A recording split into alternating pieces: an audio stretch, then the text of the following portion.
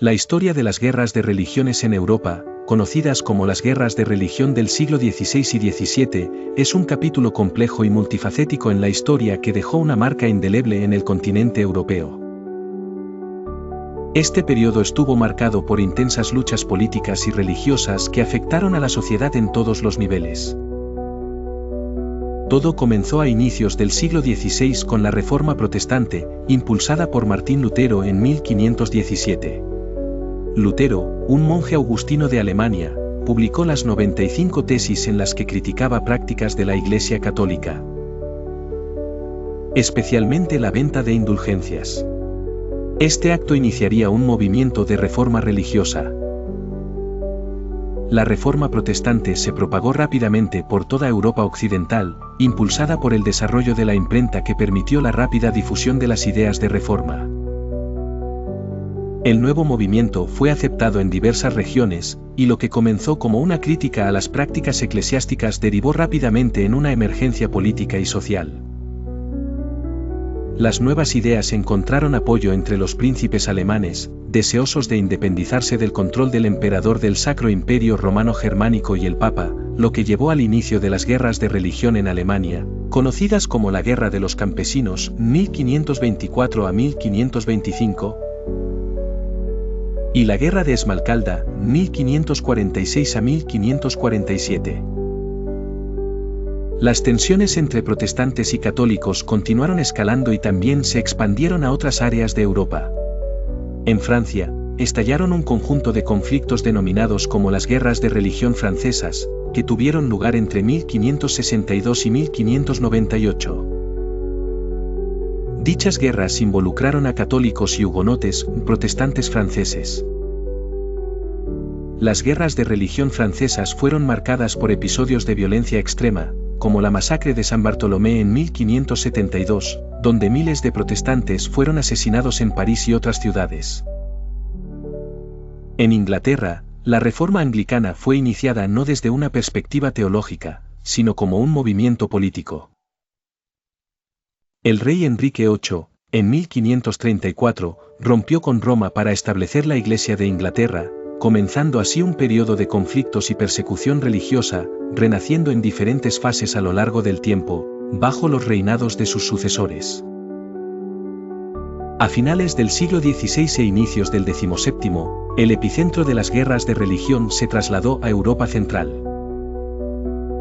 En el contexto de la Guerra de los 30 Años, 1618 a 1648, esta guerra no solo implicó a católicos y protestantes, sino también a prácticamente todas las grandes potencias europeas de la época.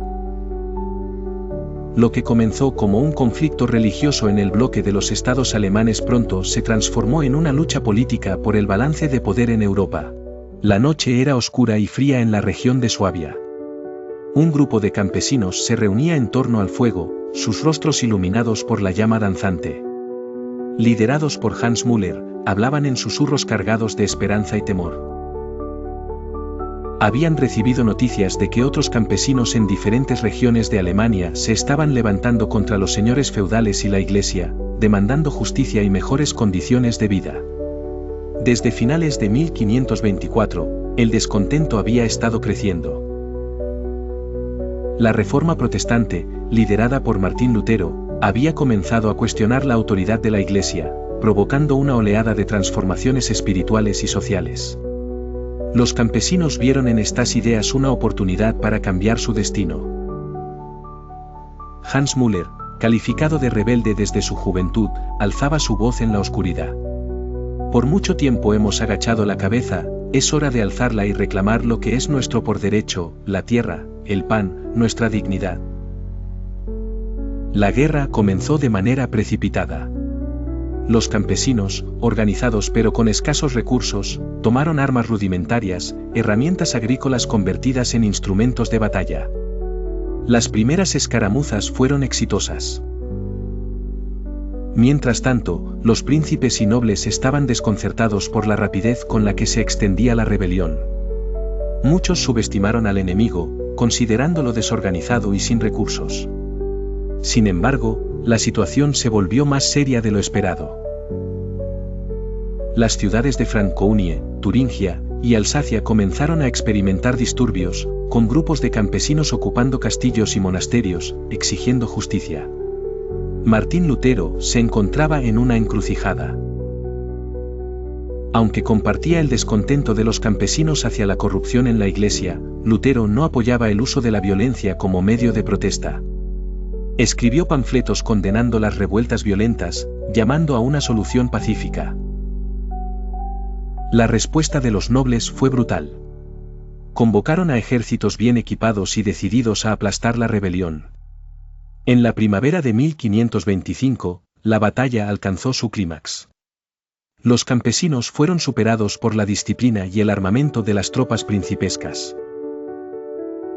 La derrota se consumó en la batalla de Frankenhausen, donde miles de campesinos fueron masacrados sin piedad.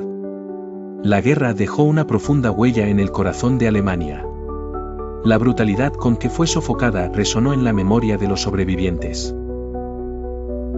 La lucha de los campesinos es recordada como un símbolo de resistencia y una llamada a la justicia social que resonaría en la historia por siglos. Hans Müller, que escapó del último enfrentamiento, caminaba solo por la ladera de una colina. Contemplando el valle silencioso, en su mente quedaba la imagen de sus compañeros caídos, de sueños que habían sido aplastados pero no olvidados. Sabía que la semilla del cambio había sido plantada, y que algún día, la tierra volvería a florecer con justicia y libertad. La Guerra de Esmalcalda, un episodio crucial entre las fuerzas del protestantismo y el catolicismo en el siglo XVI, tuvo lugar entre 1546 y 1547. Este conflicto estalló en el contexto de la Reforma Protestante y las tensiones religiosas y políticas que derivaron de ella. Al principio, el Sacro Imperio Romano Germánico era una amalgama de diferentes territorios y estados que poseían una variedad inmensa de credos y políticas religiosas. El emperador Carlos V deseaba mantener la unidad religiosa bajo el catolicismo, mientras que muchas regiones del norte de Alemania se inclinaban hacia la reforma luterana. En este tenso escenario, se formó la Liga de Esmalcalda, una alianza de príncipes protestantes y ciudades libres que buscaban proteger sus derechos religiosos y territoriales. El detonante de la guerra llegó cuando el emperador Carlos V, respaldado por el Papa y otros aliados católicos, decidió tomar medidas enérgicas contra la Liga de Esmalcalda. A pesar de que algunos esfuerzos diplomáticos intentaron alcanzar un compromiso, pronto resultó evidente que el conflicto era inevitable. Los líderes de la Liga, entre los que destacaban Juan Federico I de Sajonia y Felipe I de Hesse, estaban determinados a defender su fe y autonomía. Al mismo tiempo, Carlos V contaba con el respaldo de poderosos aliados, incluyendo al Papa y a su propio hermano, el rey Fernando de Bohemia, lo que le proporcionaba una superioridad inicial en términos de recursos y tropas. La guerra comenzó oficialmente en 1546, con los ejércitos de Carlos V avanzando hacia el corazón de los territorios protestantes. Las primeras etapas del conflicto se caracterizaron por skirmishes y maniobras tácticas en diversas regiones. Sin embargo, fue en la batalla de Muiberg, el 24 de abril de 1547, donde se decidió el curso de la guerra. La batalla de Muiberg fue un enfrentamiento decisivo en el que las fuerzas imperiales, lideradas por el propio Carlos V y su comandante militar, Fernando Álvarez de Toledo, duque de Alba, lograron una victoria rotunda sobre los ejércitos de la Liga de Esmalcalda. La superioridad numérica y táctica del bando católico resultó desastrosa para los protestantes. Las tropas de la Liga, desorganizadas y sobrepasadas, no pudieron resistir el empuje imperial y sufrieron una derrota aplastante. Como resultado de esta derrota, los líderes de la Liga, Juan Federico y Felipe I, fueron capturados. Juan Federico se vio obligado a ceder una gran parte de sus territorios y títulos, además de pasar 5 años en prisión. Felipe I también fue encarcelado, aunque su encarcelamiento se extendió por un periodo significativamente más largo. Esta victoria consolidó la posición de Carlos V en el Sacro Imperio Romano Germánico, permitiéndole imponer el interín de Augsburgo en 1548, un edicto que buscaba restaurar el catolicismo y limitar la expansión del protestantismo. Sin embargo, Esta paz forzada no resolvió las profundas divisiones religiosas en el imperio.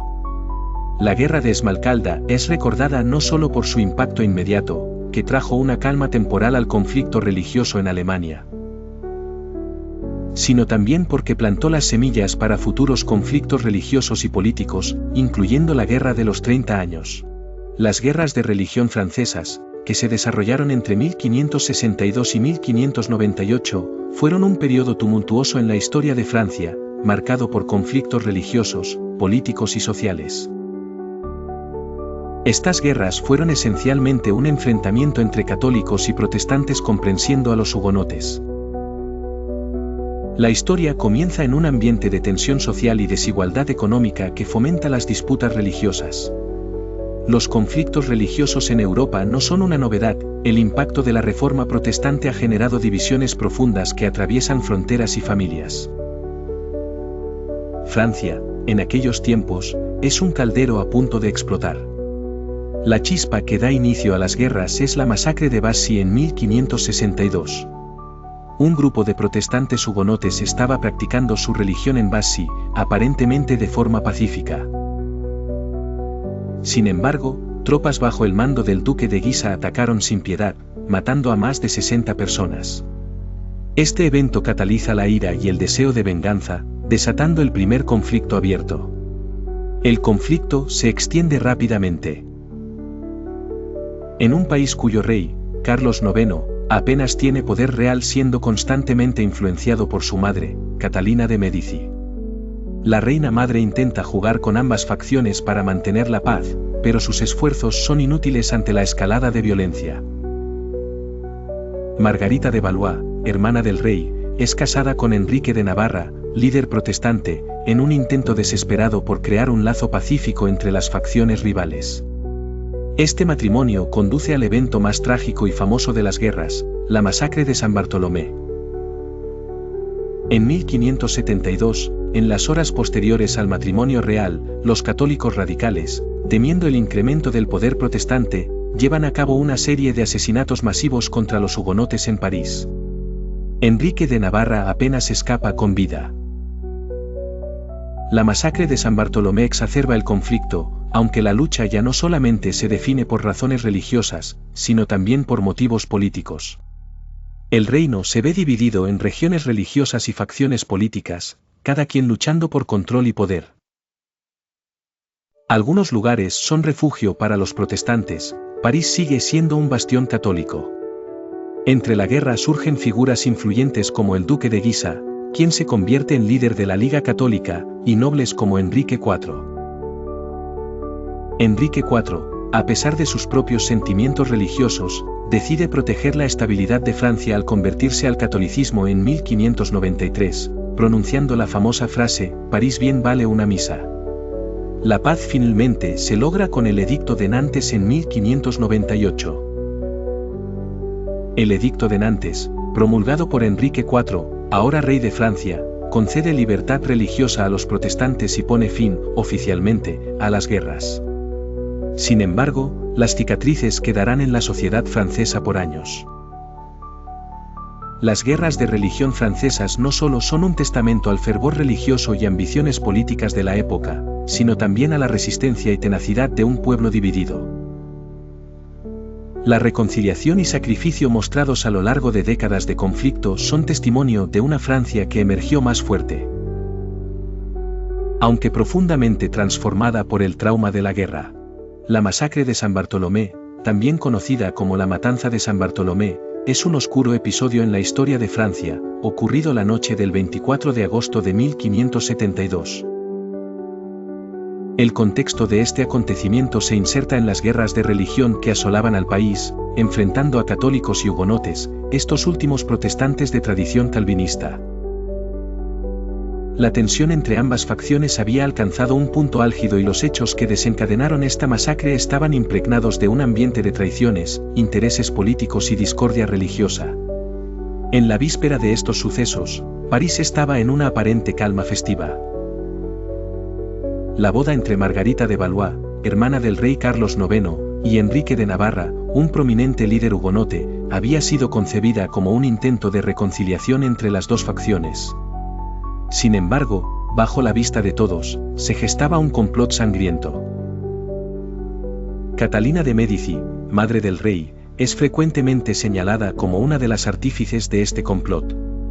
Temiendo la creciente influencia hugonote sobre el rey y su corte, algunos historiadores afirman que alentó a Carlos IX para que aprobase una medida drástica contra los hugonotes reunidos en París. La noche del 23 de agosto de 1572, la ciudad dormía bajo el sopor aparentemente embriagador de una celebración que prometía el inicio de una nueva era. Sin embargo, el silencio fue roto cuando las campanas de la iglesia de Saint-Germain-l'Auxerrois comenzaron a sonar en la noche, marcando el inicio de la matanza. Las calles de París fueron testigos del derramamiento de sangre de miles de hugonotes, sorprendidos en sus alojamientos, sin oportunidad de defenderse ni de escapar. La violencia y el caos se desataron sin medida. En estas circunstancias, uno de los relatos más escalofriantes es el del almirante Gaspar de Coligny, líder de los hugonotes, quien fue asesinado brutalmente en su propia casa antes de ser lanzado desde una ventana. Este acto marcó el inicio de una caza despiadada. Los católicos furiosos recorrieron las calles, buscando y eliminando a cualquiera que supieran o creyeran ser hugonote. Los testimonios de sobrevivientes y cronistas de la época narran escenas de indescriptible crueldad. En pocas horas, el número de muertos se elevó a varios cientos, y la violencia se extendió rápidamente a otras ciudades francesas. Algunas crónicas contabilizan miles de muertes en todo el país. El impacto de la masacre fue profundo y prolongado. Desmanteló por completo cualquier esperanza de paz entre ambas comunidades, intensificó las guerras de religión y sembró una desconfianza que perduraría durante décadas. Europa observó el horror de los eventos con desconcierto y terror. Algunos líderes protestantes llamaron a la venganza, mientras que el Papa Gregorio XIII celebró un Te Deum en respuesta al triunfo católico sobre los herejes. La masacre de San Bartolomé no solo significó una terrible pérdida humana, también marcó un punto de inflexión en el devenir político y religioso de Francia. En ese marco sombrío, París quedó marcado por el recuerdo de una noche que ningún intento de reconciliación podría haber pronosticado.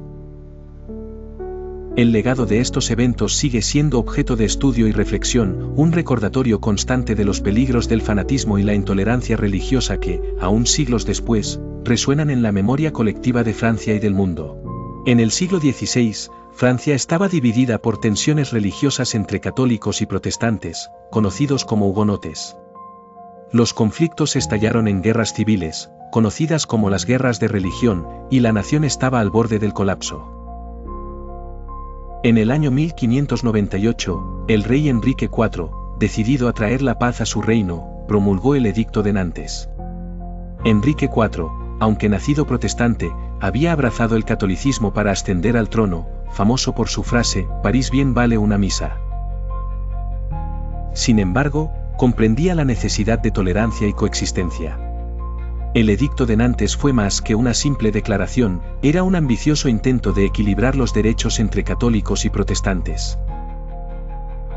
Compuesto por casi 95 artículos principales, otorgaba a los protestantes libertad de culto en determinados lugares y el derecho a ocupar cargos públicos, algo inaudito en aquella época. Además, se les permitía mantener ciudades fortificadas, aunque esto sería fuente de tensión en un futuro cercano. La promulgación del edicto marcó el final de 36 años de guerra religiosa. A pesar del suspicaz escudriño por parte de la población católica, este edicto concedía a los protestantes una envidiable protección y oportunidades, lo que otras naciones europeas observaban con envidia e interés.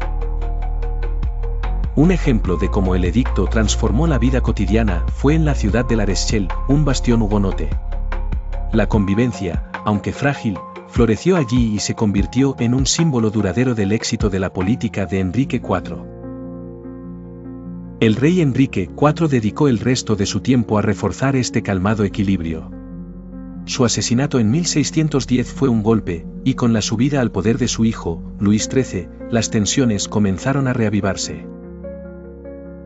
El Edicto de Nantes fue revocado en 1685 por el nieto de Enrique IV, Luis XIV, quien buscaba una Francia unida bajo el catolicismo. Las consecuencias fueron devastadoras, miles de hugonotes huyeron de Francia, llevando consigo talentos y oficios que enriquecerían otras naciones. Este éxodo debilitó la ya en declive economía francesa. Pese a su eventual revocación, el Edicto de Nantes dejó un legado significativo. Fue una temprana expresión del principio de la tolerancia religiosa y una muestra de una política de paz en medio de un torbellino de divisiones. Su promulgación se recuerda como un punto de inflexión crucial en la lucha por los derechos religiosos en Europa. En el siglo XVI, la religión era el tejido que unía las vidas de los pueblos europeos, y pocas naciones estaban tan marcadamente divididas por sus credos como Inglaterra. Esta es la historia de un país desgarrado por la lucha por el poder y la fe, donde las llamas de la persecución religiosa alumbraban tanto la oscuridad como el fervor de sus habitantes. En el inicio de este relato, encontramos a Enrique VIII en el trono, un monarca decidido a asegurar su linaje y consolidar su poder. Su famosa ruptura con la Iglesia Católica, al no obtener la nulidad de su matrimonio, dio nacimiento a la Iglesia de Inglaterra, un acto que fue tanto personal como político. La Iglesia recién formada llevó al reino hacia un camino de inestabilidad y división. Aunque muchos lo vieron como una liberación del yugo papal, otros, como los recusantes católicos, fueron empujados a la clandestinidad. Entre ellos estaba la joven Anne Boleyn, reina por elección del rey y cuyas decisiones no solo provocaron cambios políticos, sino que también la llevaron a su eventual caída. Pero los problemas no acabaron ahí. Tras la muerte de Enrique VIII, llegó al poder su hijo Eduardo V, cuya corta y enfermiza vida inclinó aún más a Inglaterra hacia el protestantismo. Sin embargo, su temprano fallecimiento dejó un vacío que María, una ferviente católica y hermana mayor de Eduardo, no tardó en llenar. María, apodada Bloody Mary por su brutal represión contra los protestantes, estaba empeñada en devolver la fe católica al país a cualquier precio. Durante el reinado de María, el miedo se esparcía por las calles como un hilo de pólvora. Las hogueras se encendían en lugares públicos, y hombres, mujeres y hasta niños, que se negaban a renegar de su fe protestante, eran arrastrados al martirio. Las lágrimas y oraciones se consumían en el humo. Pero, a pesar del terror, un movimiento de resistencia silencioso se cocía entre los muros de los hogares ingleses. Con la muerte de María sin dejar herederos, la corona pasó a su media hermana Isabel I, quien restableció el protestantismo como religión oficial. La reina virgen enfrentó numerosas conspiraciones e intentos de asesinato, ya que los católicos vieron en María, reina de Escocia, una alternativa viable al trono. Isabel tuvo que maniobrar hábilmente entre estas tensiones para mantener la paz en su reino. Una de esas conspiraciones era la del joven Francis Throckmorton, un fervoroso católico frustrado por la persecución y el sufrimiento de su gente.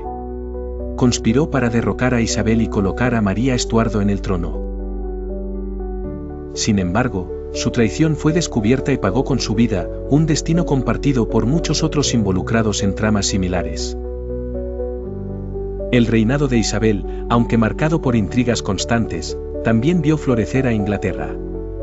Fue el tiempo de Shakespeare, de la Armada Invencible y de un creciente imperio marítimo. Sin embargo, las cicatrices de la persecución religiosa persistieron en la conciencia del pueblo. La historia de las guerras de religión en Europa Central está marcada por una serie de conflictos violentos que se desarrollaron desde finales del siglo XV hasta bien entrado el siglo XVIII. Estas guerras fueron motivadas principalmente por desacuerdos doctrinales entre los seguidores del catolicismo y los de la Reforma protestante.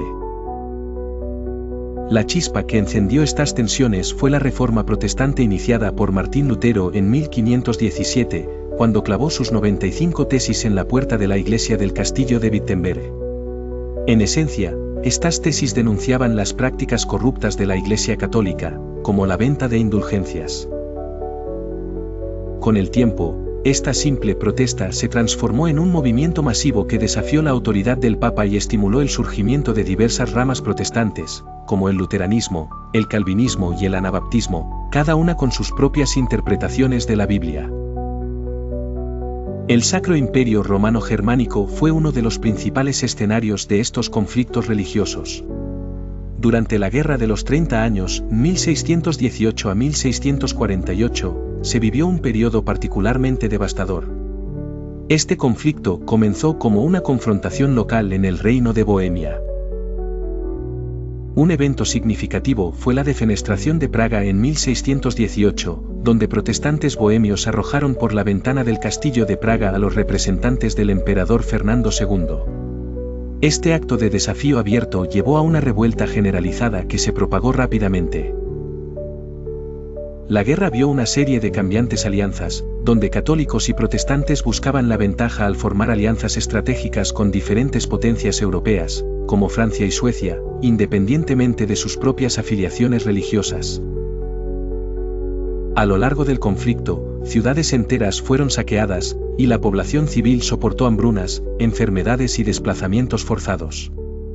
La brutalidad y las atrocidades cometidas por ambos bandos han quedado registradas en las crónicas de la época. Finalmente, la Paz de Westfalia en 1648 puso fin a la Guerra de los 30 Años. Esta serie de tratados no solo estableció nuevos modelos de tolerancia religiosa, sino que también redefinió las fronteras políticas de Europa Central. La soberanía de los distintos príncipes fue reconocida, permitiendo que establecieran la religión de sus estados, lo cual sentó las bases para la moderna Europa de Estados-nación basada en el respeto a la autodeterminación de los pueblos. A través de estos largos años de conflicto, las guerras de religión dejaron un legado duradero en Europa Central. No solo trazaron nuevas divisiones religiosas y políticas, también mostraron la capacidad de las ideas para transformar ciudades, reinos y continentes enteros. La lucha por la libertad religiosa y el derecho a cuestionar formas de autoridad establecidas fueron aspectos cruciales que emergieron de estas tribulaciones y resonaron en la historia de Europa durante siglos. La Guerra de los 30 Años fue uno de los conflictos más largos y devastadores de la historia europea, desarrollándose entre 1618 y 1648. Esta guerra no solo alteró el mapa político de Europa, sino que también cambió profundamente las dinámicas religiosas y sociales del continente. La historia comienza en el Sacro Imperio Romano Germánico, un conglomerado de territorios bajo la influencia de diversas casas nobles y con una gran diversidad religiosa.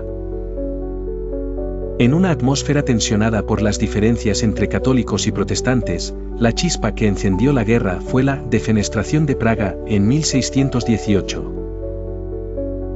El primer personaje que entra en escena es Fernando II, ferviente católico y emperador del Sacro Imperio, decidido a reinstaurar el catolicismo en todos los territorios bajo su dominio. Frente a él, Federico V, elector del Palatinado y rey de Bohemia, se convierte en el defensor de los intereses protestantes.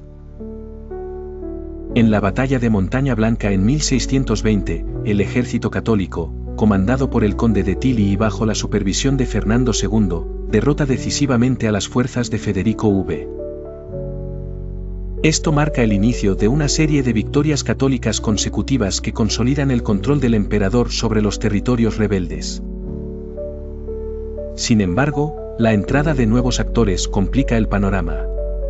Gustavo II Adolfo de Suecia, conocido como el León del Norte, se une al conflicto en 1630, defendiendo la causa protestante y logrando importantes victorias en batallas como la de Breitenfeld y Lutzen.